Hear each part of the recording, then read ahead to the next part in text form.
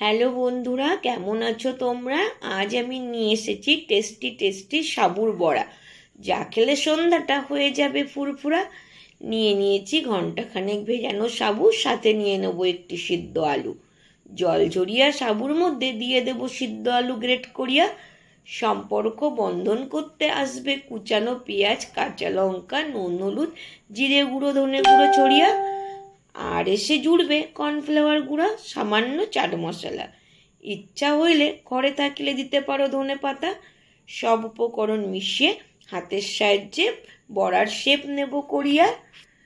কড়াই বসিয়ে তেল দেব ঢালিয়া। তেল গরম হইয়া আসিলে বড়ার শেপ দেব ছাড়িয়া। কম আছে 2 পিঠ ভাজিয়া তুলে নেব লাল লাল করিয়া। গরম গরম মুখে দিয়ে দেখব কেমন লাগে। যেইভাবে বানিয়ে বন্ধুরা আমাকে জানিও কমেন্ট করিয়া। খেয়ে যদি ভালো লাগে বানাইবে বারবার। Thank you.